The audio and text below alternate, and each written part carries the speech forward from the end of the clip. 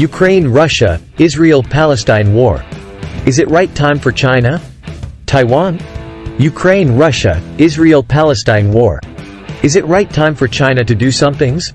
Still in its very early phases.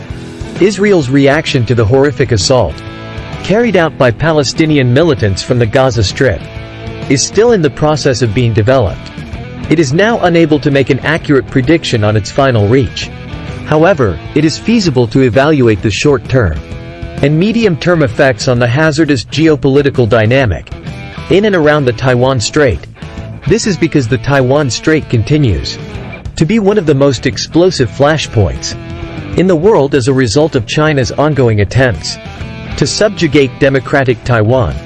One of the anticipated repercussions of the Hamas strike is that the already lengthy wait for previously contracted American armament systems to protect Taiwan against a potential attack from China will likely be stretched even further as a result of the Hamas assault. At this time, it is estimated that Taiwan will pay around $18 billion for American military systems that have already been contracted for, but have not yet been delivered. These systems include anti-aircraft missiles called Stingers and anti-ship missile launchers called Harpoons. These are essential components that will assist a severely weakened Taiwanese military in its fight against China. But as a result of recent actions taken by the United States to increase its military assistance to Israel, Taiwan will now fall to number 3, at least, on the American list of preferred weapons customers. This places it behind Ukraine, with which it had already been competing for scarce weapons allotments, and Israel itself, whose support is very deeply rooted in the United States Congress and throughout the entire American government. Since the conclusion of the Cold War in the early 1990s, the American arms sector has suffered a significant decline, which has created a challenge for Taiwan. This decline has occurred over the course of many decades. The business world was caught off guard by the rapid development of a new round of the Cold War, which pitted the United States of America and its Western allies against an authoritarian coalition that included Russia, China, Iran, and North Korea. This lack of foresight is now coming back to haunt us. And while it was not Taiwan's fault, it, along with other countries, are the ones who are left carrying the bag. Another potential fallout from the conflict in Gaza is that China may now be inclined to step up its military pressure on Taiwan in the expectation that a distracted United States would be unable to properly react to the escalation of the situation.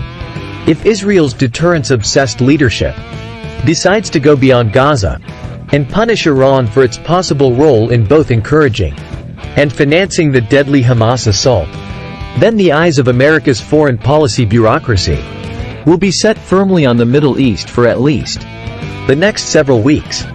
This fixation will only intensify if Iran is punished for its possible role in both encouraging and financing the deadly Hamas assault. This fixation affords China an excellent opportunity to put further pressure on Taiwan through rapidly escalating gray zone activities, such as violating the island's self-declared air defense identification zone, or dispatching naval assets toward its strategically vulnerable east coast. This is just one of the many ways that this fixation benefits China. Another way is that it provides China with an excellent opportunity. There is a possibility that some people in China are advocating for even more aggressive actions, such as an assault on one or more of Taiwan's outlying islands, or even a temporary quarantine of Taiwan itself. However, absent the commencement of a full-scale war between Iran and Israel, which would completely reshape the global geopolitical scene, such a reaction is exceedingly improbable.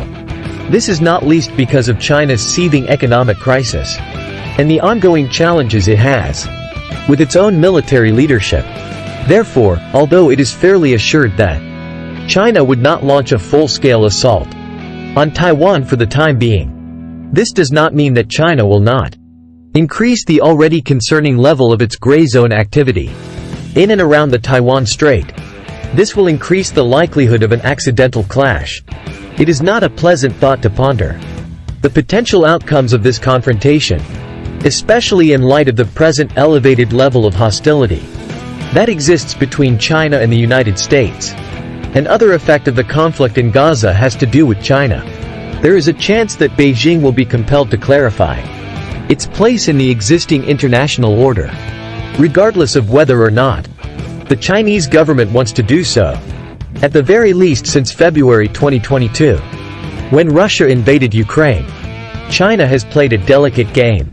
It has opted for the ill-defined middle ground between a full-scale embrace of unadulterated international authoritarianism on the one hand, and semi-fealty to the American-led international order on the other. This is the same international order that has allowed China's economy to grow and its international influence to expand over the past 3 decades. During the last year and a half, for instance, Beijing has been very cautious to avoid transferring large-scale weaponry supplies to Russia, or at least being caught at it, even while it seems to be cheering on the Russian military effort. Therefore, China's response to the Gaza invasion was very expected. It called on both parties to exercise restraint, while at the same time providing a substantial amount of media prominence to Iran's one-sided view on the Israeli-Palestinian dispute. China's reaction was therefore entirely foreseeable. This kind of unprincipled geopolitical fence-sitting may soon become untenable, which presents a challenge for China. This would be especially the case in the event that Israel's reaction to the invasion into Gaza escalates into a conflict with Iran. In such scenario, anybody who aspires to be a leader on the international stage would be compelled to get off the fence and eventually choose a camp, either the established global order or the insurgent authoritarian alliance. If China were to defy predictions and opt for the former, then a significant break on any future Chinese kinetic action against Taiwan would likely go into place.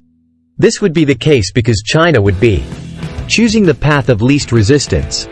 On the other hand, if it were to further embrace its already tight affiliation with the authoritarian side, then the exact reverse would take place, which would have tremendously detrimental effects for the peace and stability in the Taiwan Strait. We appreciate you viewing and hope to see you again soon. If you like this video, be sure to hit the subscribe button, share it with your friends, and like it. We are grateful that you are continuing to watch. Thank you and have a nice day.